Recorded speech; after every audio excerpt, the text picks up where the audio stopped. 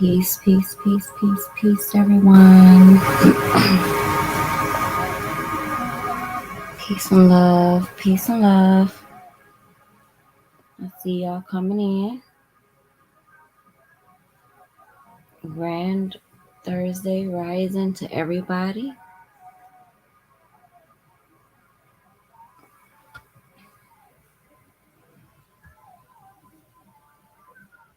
As you are entering, please hit the thumbs up button for me. As you're coming in, hit the thumbs up button, please. And thank you. Appreciate your assistance and your support. It is your girl, Empress ShayMarie Bay. Back for another video, you guys. I'm sorry I didn't come on as promised after the day after, but you all know how life be happening and things going on. And so I wanted to come on today and go ahead and definitely finish up this book so that we can get into more literature. And as you're entering the building, make sure y'all hit the 9s, drop some 9s in the comments for me. Let's build this algorithm on up. I see we got 2 people watching.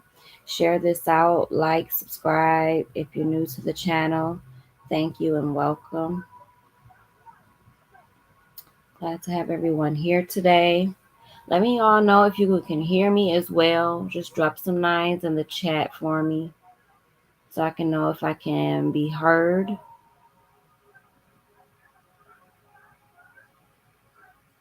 Or if I'm being heard, should I say. So it's about maybe 15 pages left in this book. I was going to try to be a soldier and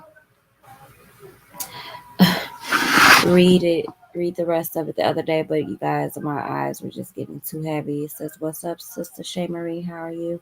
Peace, Brother Willie Rivers. I'm doing very well. Doing very well. How about yourself? All right. Thank you. Thank you. Thank you for the comments. All right. So,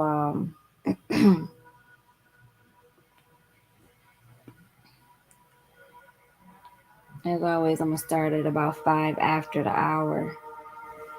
So I'm just welcoming everyone in at this moment. You guys, I have some resources in the description area of the video. You can, if you're new to the channel, you can contact me on Facebook by following me on Facebook, messaging me there. If you like to schedule consultations with me, personal consultations, you may do so by sending me an email, or you can message me on Facebook as well as Telegram if you're able to find me. I'm at ShayMarieInc pretty much on all my platforms. ShayMarieInc LLC. Okay. If you like to make donations, you can do that through any of the ways that are in the description area, Cash App, or I have CHIME for those who have CHIME accounts. If you don't have a CHIME account, you should sign up for one.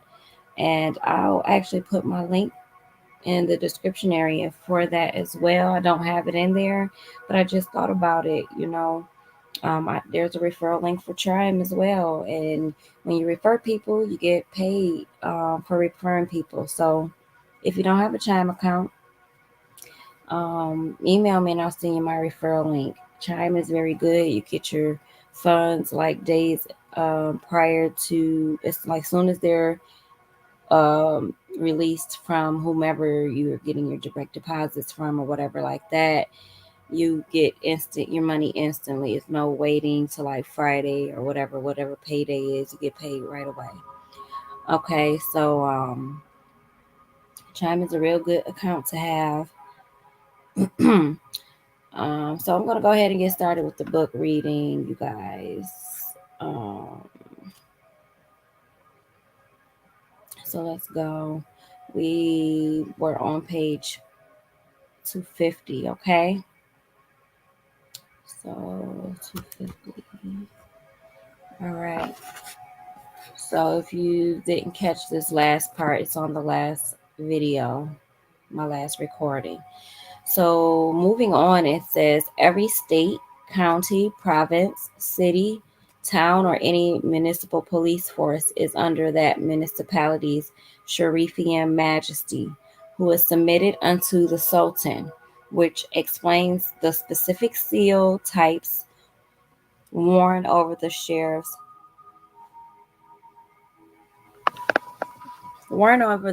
heart in uniform.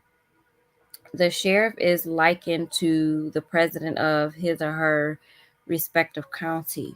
Okay. The trust account serves as a closed access account to preserve any financial assets from any future financial crisis or depressions by enrolling the trust account EIN under the Foreign 98 tax identification number using IRS forms 8832. Last but not least, due attention must be paid to the Internal Revenue Service, for they are the lawful legal entity duly authorized to collect association dues, income taxes from 14th Amendment citizens and other persons volunteering and availing themselves of the privileges and immunities regarding non-payment of debts in the system implanted under former HJ Resolution 12 USC 95A and 15 USC Chapter 41 1602 CDE. It may come as a shock, but the IRS also refunds foreign trusts all of their business expenses related to all forms of indirect inflation, taxes, or interest applied to payments through the tax year. The process of filing taxes under the Foreign Express Trust to receive its annual business expenses as a payment to the trust from the Internal Revenue Service may be delivered in another writing in the near future. It is always advised to seek the counsel of a tax professional for any filing within any within any entity type. The only way to thrive in the 21st century North America is to own nothing but control everything.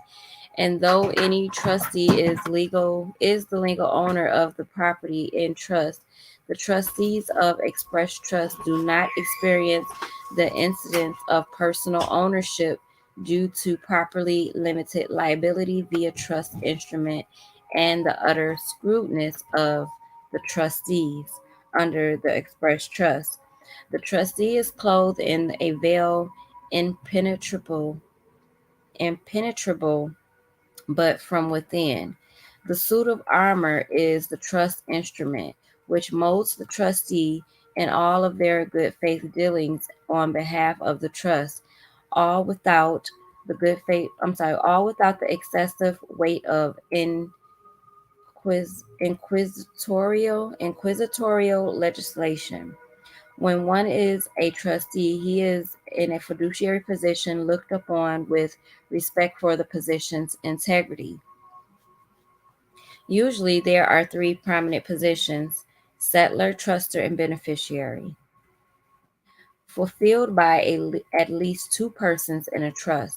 The settlor can be the trustee, trust protector, but never the beneficiary.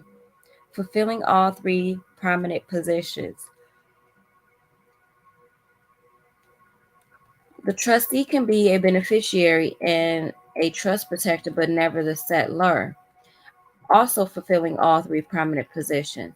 However, Private Express Trust has utilized the term soul to acquire a position while escaping the judgment of a sham trust, meanwhile surpassing the United States court and control test. For example, Mr. Wellington can be the settlor, trust protector, trustee, and sole beneficiary. A sole beneficiary is an entity designated to receive all of the assets associated with the trust.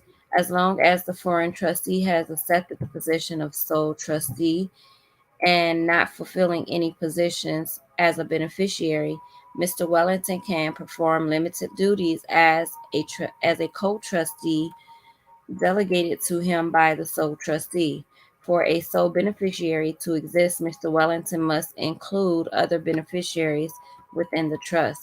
These very rules are substantiated by biblical treaty law that fully protect the trust and honor and allows it to be the only 0% tax bracket strategy that does not rely on ever-changing tax cut codes and statutes or retirement. The express trust under foreign jurisdiction within equity or chancery court will provide asset and family protection. Rightful claim to one's estate's inheritance, actual ownership and control of land and property, and generational wealth. The Americas are a part of the Mahometan nation Morocco, ancient Egypt, with descendable inheritance for all who choose to operate in God's ordinance within biblical treaty expressed by trust instrumentation. About Moroccan-American history relations dating back to the late 18th century, the Sultan Sidi Mohammed bin Abdullah is sued, is issued a declaration in December 1777, asking the Americans to conclude with His Majesty Great Britain a treaty of peace and friendship. President Joe Biden, former president under President Barack Obama, former vice president under Barack Obama, stated this fact at the Global Entrepreneurship Summit in Marrakech,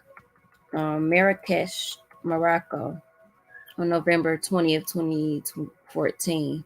Surprisingly, the decree has its roots with ancient Egypt and the great Pharaoh alongside his governor Joseph, as written in the book of Genesis in the Bible for the sole purpose of developing the inheritance held within all the tribes of Israel here in the Americas. To connect the dots between the United States and ancient Egypt, an imperative article is reviewed within the Moroccan World News titled Sidi Mohammed bin Abdullah's Diplomatic Initiatives Towards the U.S., written on March 20th, 2012. The title Sultan and Pharaoh are semantically related, with the title Sultan being derived from Old French Soldan or Sudan. Before reading the article, keep in mind the previous understanding of Quebec, Louisiana, a country in North America and a former French Empire colony with territories covering a vast majority of North America and some lands in Ontario to the Great Lakes of Canada. The article reads, one main direct reason behind the Sultan's interest in the Americans can be traced back to the early 1767, when the Sultan released a fatwa concerning the exportation of wheat to Europeans through the port of Fidala, which the Sultan built for that particular purpose.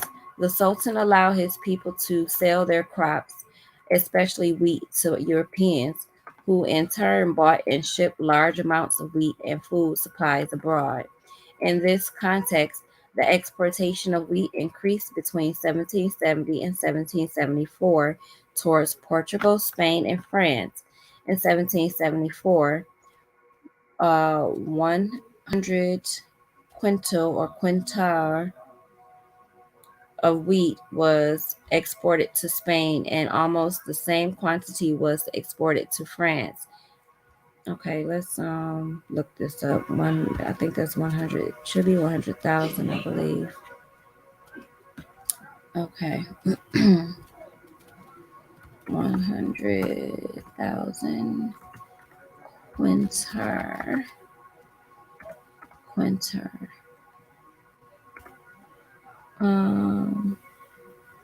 Quintar. Okay, back to this book. Quintal. Okay. I'm just trying to look up what this quinter stuff means, you all. So, say.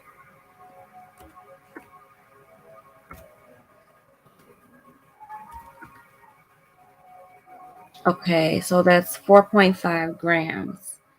So 100 US quintal is 4.5 grams. So y'all see how they switched up the language, and how we were originally measuring things back then. Okay, so it said in 1774, 100.000 quintal or quintar of wheat was exported to Spain, and almost the same quantity was exported to France. Indeed, the exportation of wheat to Europe affected the whole country, especially after successive years of drought. The rain did not fall for over 7 years, from 1776 to 1783, and the swarms of locusts came from the south and completely destroyed crops. The country knew serious food crisis due to the plague of locusts and drought. The prices of wheat increased rapidly, and poor people were unable to buy enough amounts.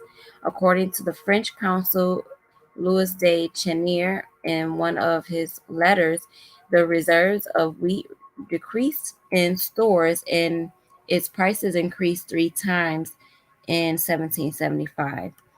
Louis de Chenier describes the chaotic situation of Morocco in detail. He describes the effects of a series of famines, which brought about infectious diseases, plagues of locusts, and successive years of drought. The locusts ravaged the empire of Morocco, especially after the year 1778. In 1779, the quantity of young locusts eaten up the whole country, and nothing that is green on earth could escape the voracity of these insects. The consequences of swarms of locusts and successive years of drought were so fatal. The lands produced no harvest, and the people began to feel a dearth. Their cattle died with hunger. People perished in People perished of indigestible food and want. Fathers sold their children, and husbands bestowed their wives in marriage. The Sultan's exportation of wheat and food supplies to Europeans worsened the situation of the country and made the crisis more serious. The export of wheat to the Sultan's need for firearms, suggesting that when Sidi Muhammad had sufficient weaponry, he no longer allowed the sale of grain. In fact, the Sultan stopped exporting wheat and food supplies to Europe because he realized the serious food crisis that the whole country was enduring. He released a fatwa through which he forbade exporting wheat to Europeans. Then he included or issued a declaration on December 20th, 1777, announcing that all Europeans and Americans vessels could freely import wheat to Morocco. The Sultan declared that all vessels importing food supplies from Europe and especially America would not pay taxes or tributes in his ports. The Sultan Sidi Muhammad III was neither looking for the friendship of the Americans nor to recognize their independence in 1777, but he was rather trying to get support from Americans and Europeans to overcome the food crisis of the country, just as the Americans were looking for support from France to get their independence.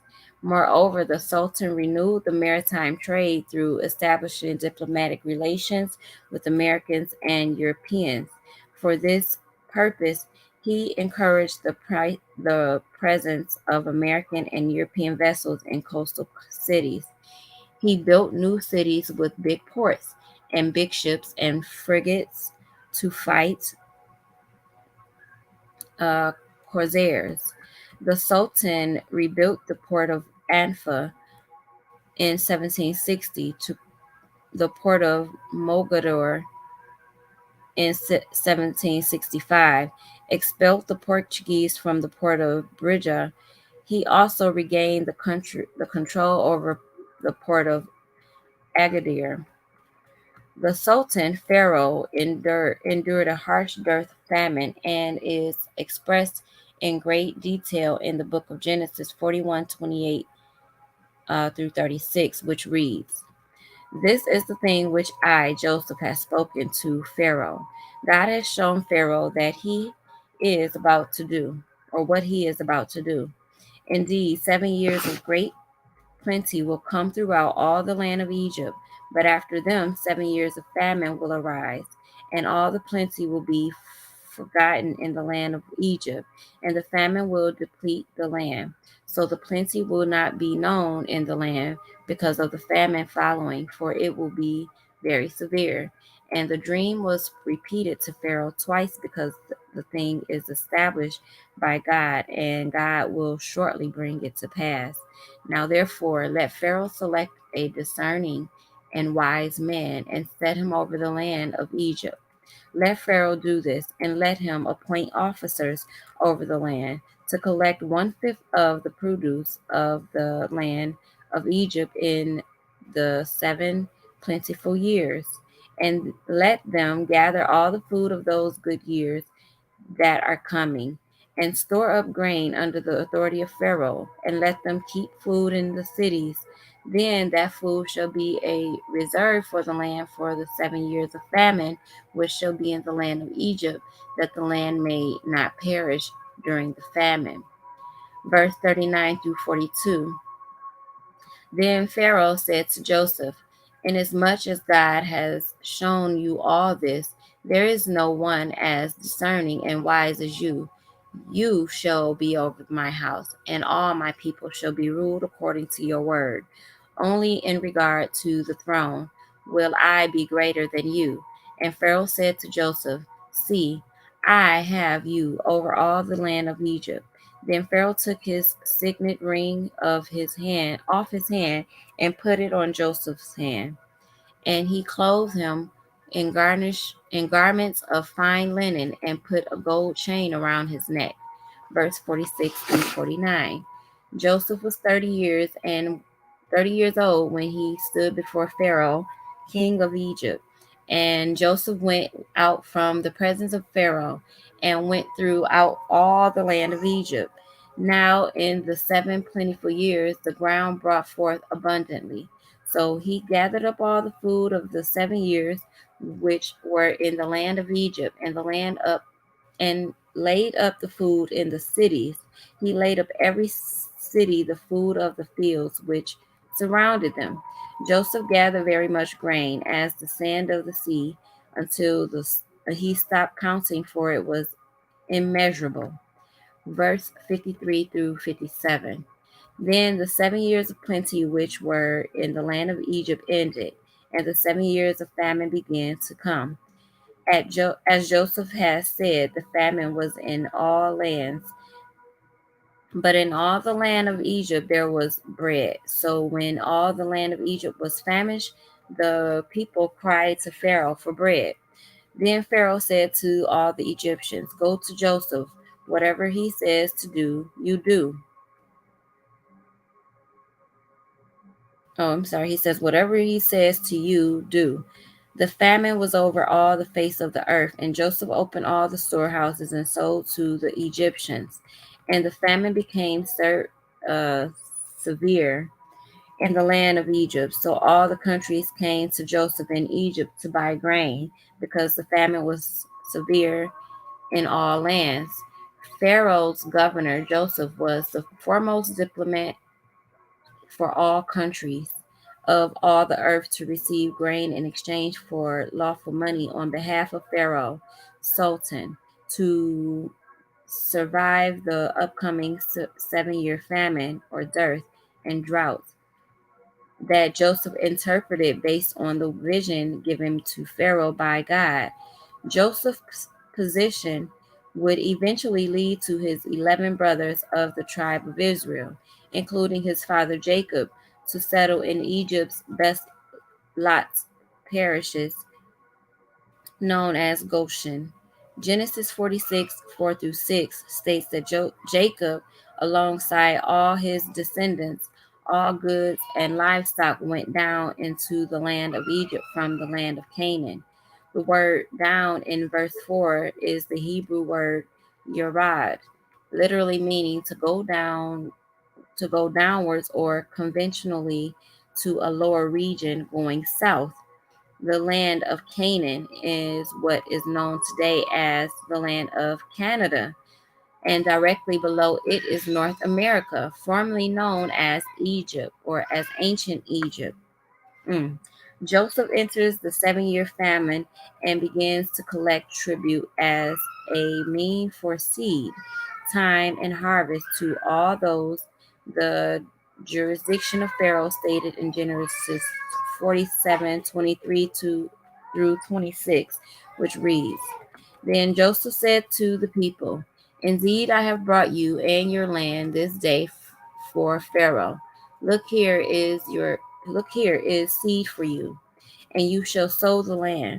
And it shall come to pass in the harvest that you shall give 1/5 to Pharaoh. 4/5 shall be your own, as seed for the field and for your food, for those of your households, and as food for your little ones. So they said, You have saved our lives. Let us find favor in the sight of my Lord, and we will be Pharaoh's servants. And Joseph made it a law over the land of Egypt to this day that Pharaoh should have 1/5, except for the land of the priests only. Except for the land of the priests only, which did not become Pharaoh's. The famine under the rule of Sultan or Pharaoh, described in Morocco, ancient Egypt, the Americas, began in 1776, full of starvation, disease, dry lands, and no harvesting of crops throughout all the earth, and ended in 1783, precisely 7 years. This 7 year span from 1776 to 1783 is significant to highlight when piecing the timeline together. In remembrance of the Treaty of Marrakech, it is written that on February 20th, 1778, the Pharaoh issued a declaration notifying all consuls and European merchants in Tangier, Sale, and Mogador that henceforth all vessels flying the American flag might freely enter the Moroccan ancient Egypt, the America's port, and enjoy in them the same privileges and immunities with those of the other nations with whom Morocco maintains peace. In response to the Pharaoh's initiative, the United States Congress established a committee to write the draft of the agreement that took a few years to enact. Treaty of Marrakech, 12/12, 1787. The 7-year famine is why the enactment of the U.S. Congress committee took a few years to be established. All countries and councils of the earth were undergoing the magnifications of the drought and severe famines. The Treaty of Marrakech, referred to as the Treaty of Peace and Friendship, the first document of its kind, was finally drafted by Benjamin Franklin in Paris of 1785 to be signed in 1786, a ratification due on July 18, 1787, while Joseph of the Mahometan nation, ancient Egypt, the Americas, established a 1/5 tax on all countries. Storing up goods and wheat led to Pharaoh or the Sultan allying with the United States 1 year after the beginning of the severe famine to protect the dominions from the piracy of Great Britain. The United States and other dominions were exempt from the 1/5 tax tribute demanded by the Sultan and reinforced by Joseph. The Treaty of Marrakech further clarifies this was while Great Britain was turning its back on the young Republic, ending its protection of all American trade ships sailing in the Mediterranean Sea. As a result, Americans were suffering heavy losses from the vicious pirate attacks in the area. Great Britain, or the brutish Moors, had even encouraged acts of piracy of vessels flying the American flag. With no friends in the region and no navy to protect its ships, the United States left defenseless and, according to Thomas Jefferson, incapable of importing or exporting almost one-third of its wheat and one-fourth of other items produced by the 7 states of the Union. Such recognition and aid from Morocco to the United States in 1777 is why so many other public figures, including President Joe Biden, acknowledged Morocco, ancient Egypt, the Americas, further confirmed in the Marrakech Treaty. The United States and Morocco being the first nation to recognize the independence of the United States and to have signed in 1787 a treaty of friendship and cooperation, the first of its kind concluded by the young republic. It's interesting to note the following treaties spawning from the Marrakech Treaty with a ratification date of Arabic 12012, which is 1787, are available in the public. However, the Treaty of Marrakech is a guarded document and only obtained from the various libraries of the United States Congress. The purpose of this hidden document is first to conceal the accurate calendar timeline.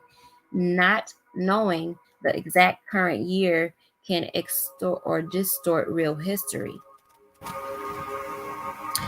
And second, to disconnect people from the powerful message of the Bible, which is in sync with most recent events. If the actual timeline is obscured or rearranged, then a lack of connection with biblical events is the only outcome.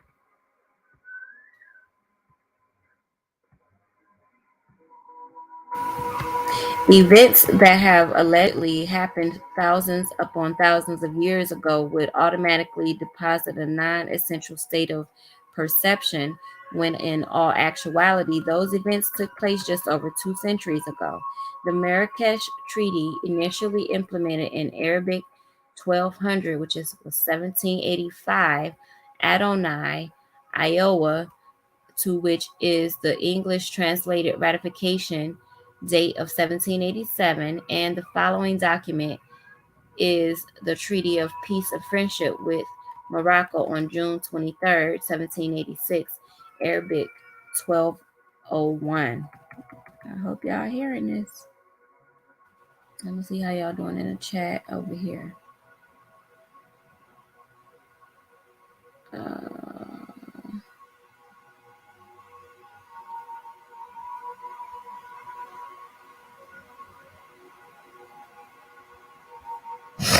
Okay. All right, we got 3 in the building. That's fine. Peace, Brother Sam. Doing very well. Okay. All right, back to the reading. It says one of the deceiving tactics of providing an English Gregorian calendar date to the Arabic dating system can be seen within the document known as the Magna Carta of 1215. It would have the reader believe it is dated the year 1215, 806 years ago, when in actuality the document's maritime strength relies on the initial 1786 Arabic 1201 treaty with Morocco. Therefore, it is not the year 1215, but instead Arabic 1215, the English Gregorian year 1800. Just 15 years from Marrakech's initial treaty. The Magna Carta is an extension of the treaty with Morocco, which is an extension of the Treaty of Marrakech. Section 41 of the Magna Carta states, all merchants may enter or leave England unharmed and without sphere and may stay or travel within it by land or water for purposes of trade, free from all illegal exactions, in accordance with ancient and lawful customs.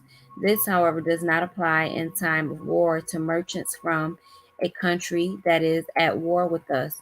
Any merchant or any such merchants found in our country at the outbreak of war shall be detained without injury to their persons, or property, until we or our Chief Justice have discovered how our own merchants are being treated in the country at war with us.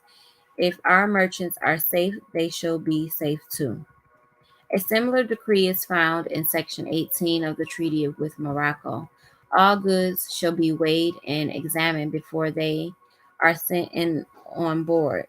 To avoid all detention of vessels, no examination shall afterwards be made unless it shall first be proved that contraband goods have been sent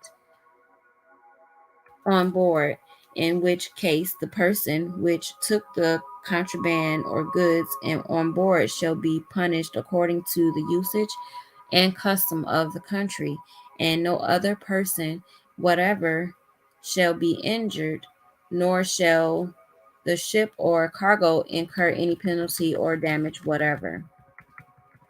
Marrakech's treaty's final extension to take reference of is the Royal Proclamation, with the alleged date October 7, 1763, being 22 years ahead of the Marrakech Treaty. It is easily to discern the government's deceptive tactic in hiding the first document, which spawned all the others. The Royal Proclamation begins, whereas we have taken into our royal consideration the extensive and valuable acquisitions in America secured to our crown by the late definitive treaty of peace concluded at Paris the 10th day of February last 1763. There is the lie in plain sight. The definitive treaty of peace is not the treaty of peace and friendship beginning in 1763, but the Treaty of Marrakech, also known as the Treaty of Peace and Friendship, the first document of its kind originating in 1785. The date of 1763 associated with the proclamation is completely forged. The proclamation continues as following. And being desirous um, that all our loving subjects, as well as of our kingdom, as of our colonies in America, may avail themselves with all covenant speeds or convenient speed of all of the great benefit and advantages which must accrue them from to their commerce, manufactures, and navigation. We have thought fit, with the advice of our Privy Council, to issue this our royal proclamation, hereby to publish and declare to all our living subjects that we have, with the advice of our said Privy Council, granted our letters patent under our guest seal of Great Britain to erect within the countries and islands ceded and confirmed to U.S. by the said treaty for distinct and separate governments, styled and called by the names of Quebec, East Florida, West Florida, and Grenada, and limited and bounded as follows, viz. The ninth paragraph of the Royal Proclamation utilizes the principles of the biblical laws. It reads, and whereas we are desirous upon all occasions to testify our royal sense and approbation of the conduct and bravery of the officers and soldiers of our armies, and to reward the same, we do hereby command and empower our governors of our said 3 new colonies and all other our governors of our several provinces on the continent of North America to grant without fee or reward to such reduced officers has as have served in North America during the late war, and to such private soldiers as have been or shall be disbanded in America and are actually residing there, and shall personally apply for the following quantities of land, subject at the expiration of 10 years to the same quit rents as other lands are subject to the province within which they are granted, as also subject to the same conditions of cultivation and improvement, viz., the every person having the rank of a field officer, 5,000 acres; to every captain, 3,000; to every subaltern or staff officer, 2,000 acres; to every non-commissioned officer, 200 acres; to every private man, 50 acres. Those that have served in the army would be rewarded a couple of thousand acres as a reward. However, every private man would get 50 acres. A national who has corrected their commercial status, obtaining a non-citizen national status certificate, would be classified as a private man, also known as a natural person in trust. A non-commissioned officer, NCO, and a private soldier, PTE, are the same. Non-commissioned officers is a military officer who has not earned a commission. NCOs usually obtain their position of authority by promotion through the enlisted ranks. NCOs also includes most of all enlisted personnel, which are of the lower ranks of an officer. The private soldier is a soldier of the lower ranks in an army of the Marines, in an army or the Marines. To further solidify a private person means any natural person or artificial person, including a corporation, partnership, trust, or other entity other than a governmental unity or unit. According to God's ordinances, God demands lots or acres of land to all private men without God's trust listed in, and you shall divide the land by lot as an inheritance among your families. To the larger you shall give a larger inheritance, and to the smaller you shall give a smaller inheritance. There everyone's inheritance shall be whatever falls to him by lot. You shall inherit according to the tribe of your fathers. New King James Version. Wow, wow, wow, wow.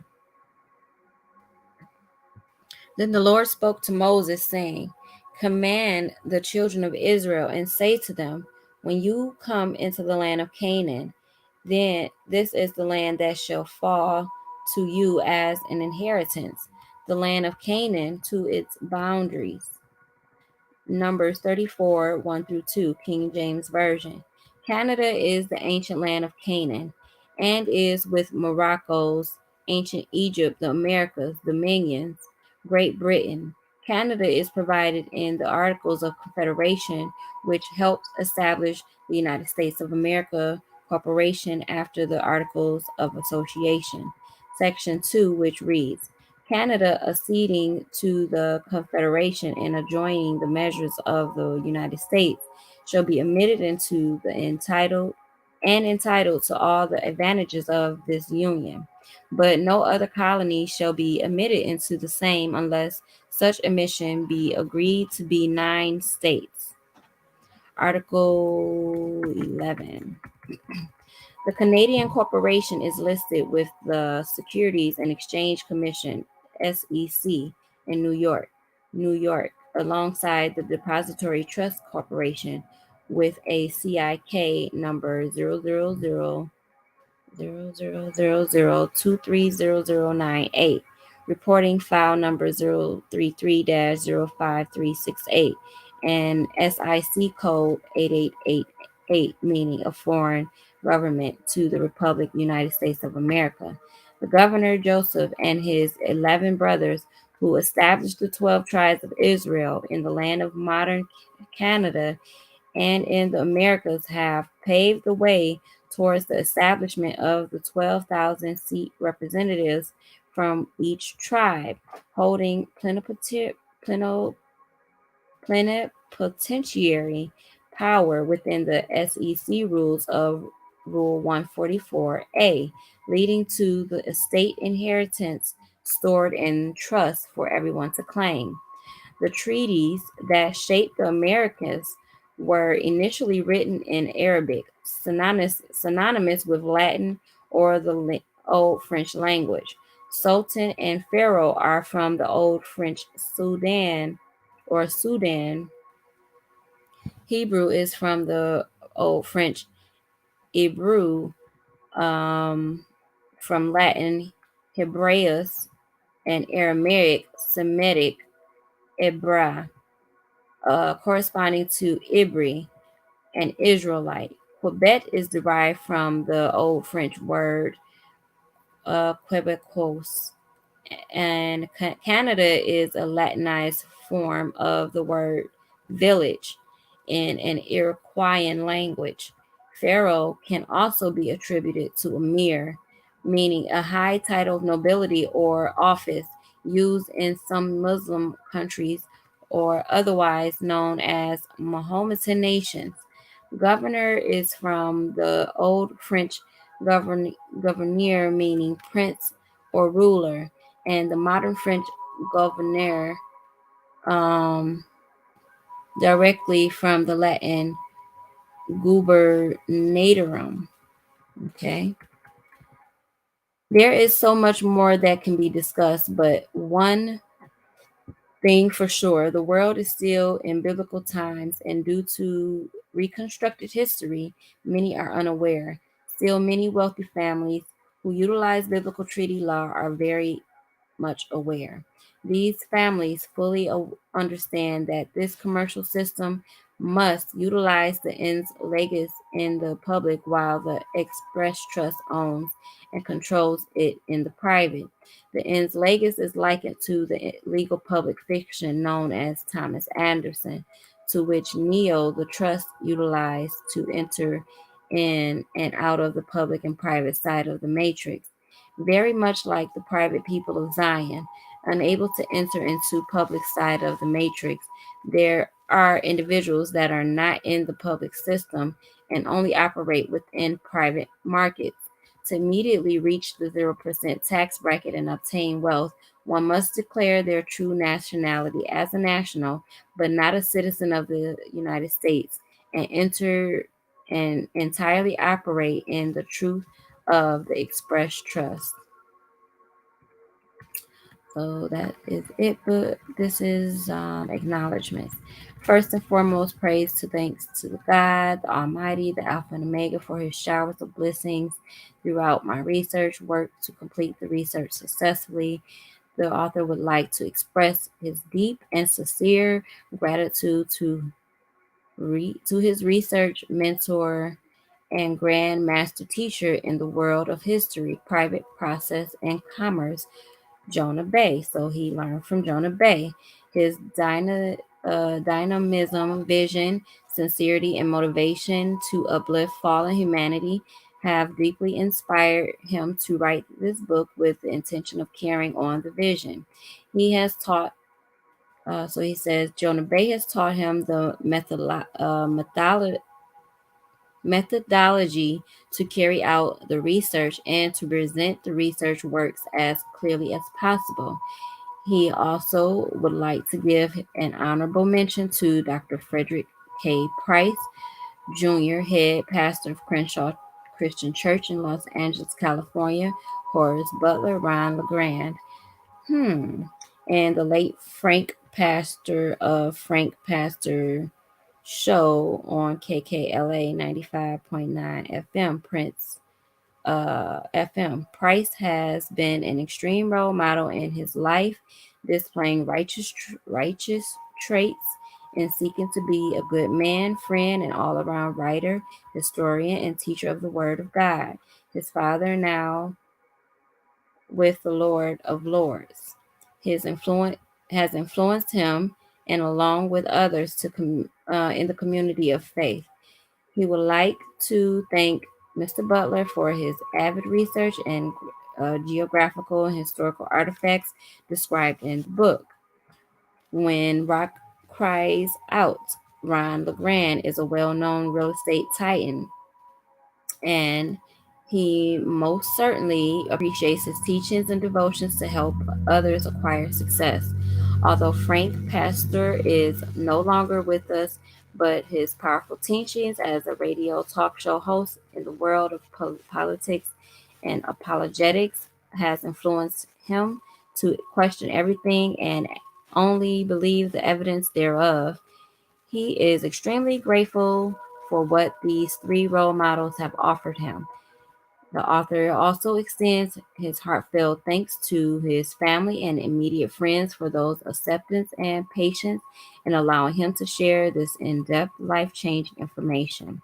The author is extremely grateful to his mother for her love, prayers, and motivational support, and the many sacrifices devoted to his education and preparing for him for his future, and following her footsteps in the field of law. Okay. He is very much thankful to his father for his devotion in his life, displaying that no matter what comes, God will always be on your side through the good and the bad. And finally, he thanks um, he has thanks to go to all the people who have supported him to complete the research work directly and indirectly. This is by Duval Day. Okay. So I'm definitely going to be keeping an eye out for more of his literature to see what else we can find. He did mention another book, kind of like a sequel to this particular book. So I'm going to be in the research for that. But in the meantime, when I do come back, we will be reading, as I promised, we'll be reading the book called One Man Out. And I don't know if that's a sequel to that. I'll have to check into that and see. It very well might be. But I thank you all for listening today. This does conclude the remaining of the 0%. It is now final.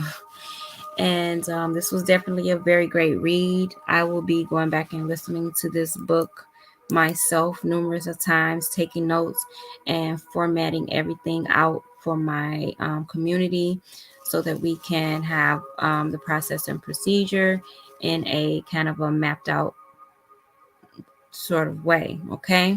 So I will ask you all to give me time to do that.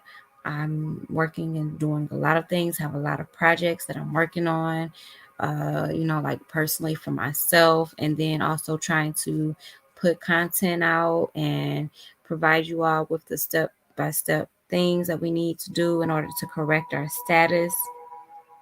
And there's so many different moving parts to getting out of this public way of living, you guys, and living and moving over into the private. So it is not an overnight process. And as one of my good mentors, brother Isaiah says, he says it's a slow progress or a slow process for progress. But the race is never given to the swift, the only ones who can endure the race, okay, or endure the long ship, okay. So you got to be willing to endure. This is not easy. You're gonna get a lot of backlash. You're gonna get a lot of rejection and turn downs and having to go back to the drawing board to do things. So this stuff is not just no overnight, one night type of things. It comes with much research and study and developing yourselves, doing the research and doing the work putting the research and the study to work for yourself to see if it'll work for you, because what may work for someone else may not work for the other person, and vice versa. And then different people have different understandings and overstandings of things, although there is really only one, should really be only one understanding and understanding of certain things, such as, when it comes to living in the private and the public and dealing in commerce. We know that there's many interpretations of the Bible, but the Bible does have many interpretations to it because it's talking about a lot of different aspects of life. It talks about, you can think of it in a way of it talking about our body and the makeup of us as God beings, okay, and the makeup of the brain, the pituitary gland, the pineal gland, and all of these other parts that make up the brain, and the vital, the spinal, the cerebral, spinal cord, and all of these things, that make up who we are, you guys, who we've gotten outside of not even knowing about the subconscious mind and learning about those things. That's the Bible talks about that. Then it is, like I said, it's a trust. It's a trust indenture. And then it's all about commerce. The Bible is about commerce and dealing in with these commercial laws and things like that. So it's all about different aspects and different perceptions and perspectives, and about how you are utilizing it in your life at that particular time. So there's really no one way of looking at this thing, you guys. Like we've been taught in the Bible, we've been taught to have a closed mind and look at the Bible and things, and look at things one way and one way only. And that is not what life, and that is not what it's about. There's many aspects and many different perceptions and perceptions and perspectives. Look up those definitions, you guys, because what we think we know the meaning of, we don't. And I had to look up the meaning of perception and perspective the other day. And the reason why is because my mother, the last year of her being here in this physical realm, she was calling me all the time and talking about perspective. And at the time, I didn't know what the hell she was talking about. I'm like, why is she calling me early in the morning and talking about perspective and perception? Like, why is this important to me right now in my life? And now I know, because life is about many different perspectives and perceptions. And it's all about the way you perceive things. And it is really all about the way that we're meant to be perceived, and things of that nature. So we got to have open minds. I was pulling up the definitions that I had screenshotted. Perspective, and it has multiple definitions. Okay, so perspective, spelled PERSPECTIV,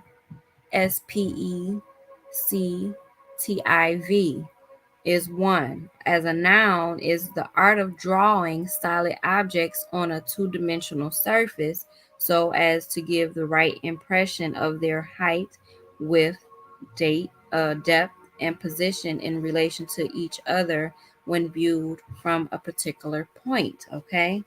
Then the second definition is a particular attitude towards a way of regarding something, a point of view. Okay. It says most guidebooks history is written from an editor's perspective. Okay. So when we read in books, right? When we read in the Bible, because people want to keep talking about certain books that they've read, but you were reading from that author's perspective. Okay, that don't necessarily mean that it was true. Okay, so sometimes we have to take the meat bite the meat and spit out the bones. We can't take everything that we're reading for face value, okay? Because a lot of people, I've been hearing that a lot. Well, I read this, I read that. We've been having different discussions, and people want to keep saying, well, I read this, I read that. But that was from a person's perspective. That doesn't necessarily mean it was necessarily the truth, okay? So similar words for perspective is outlook, view, viewpoint, point of view, standpoint, position, stand, stance, angle, slant, and altitude. So now let's go to the word perception. Okay. Oh wait, let me go back because perspective might have one more definition. Okay, that's it.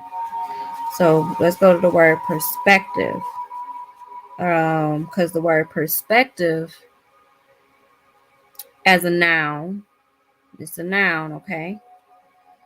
And it's the ability to see, hear, and become aware of something through senses. This is what perception is, through the senses, your five senses. The state of being or process of becoming aware of something through the senses.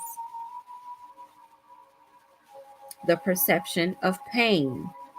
So other similar words for perception through this definition as a noun are discernment, appreciation, recognition, realization, cognizance, awareness, consciousness, knowledge, acknowledgement, grasp, understanding, comprehension, interpretation, apprehension, impression, sense, sensation, impression, well, we said that already, feeling, observation.